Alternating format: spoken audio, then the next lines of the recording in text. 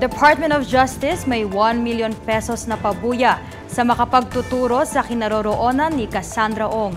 Ang kabuang detalye ng balitang yan ihahatid sa atin ni Alegria Galimba. Live. Aleg? Yes, Andrea, may 1 milyong pabuya ang Department of Justice sa sinumang makapagtuturo ng kinaroroonan ni Cassandra Leong.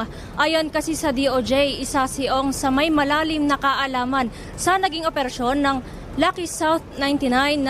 Ito yung Pogo Hub na sinalakay sa Porac, Pampanga. Inanunsyo ng Department of Justice na may alok silang 1 milyong pabuya para sa makapagtuturo ng eksaktong lokasyon ni Cassandra Leong.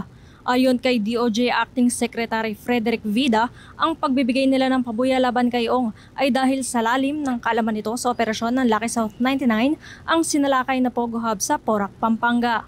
Ang Department of Justice is formally announcing that it's offering a 1 million peso reward for credible, actionable information that will directly lead to the lawful discovery, location, and subsequent arrest by authorized law enforcement agent of Cassandra Leong, who is presently the subject of an ongoing criminal proceedings before the Regional Trial Court of Pasig City. Dagdag pa nito, nahihirapan silang tuntunin ang kinaroroonan ni Ong dahil kulang sila ng impormasyon.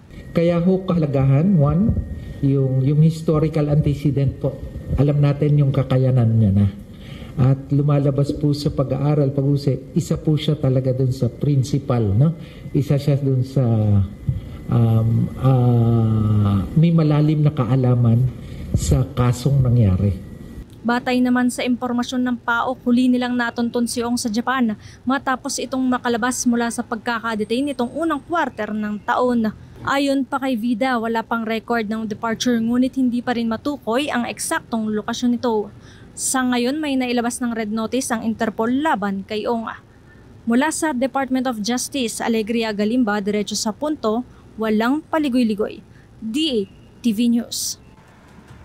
Maraming salamat sa iyo, Alegria Galimba.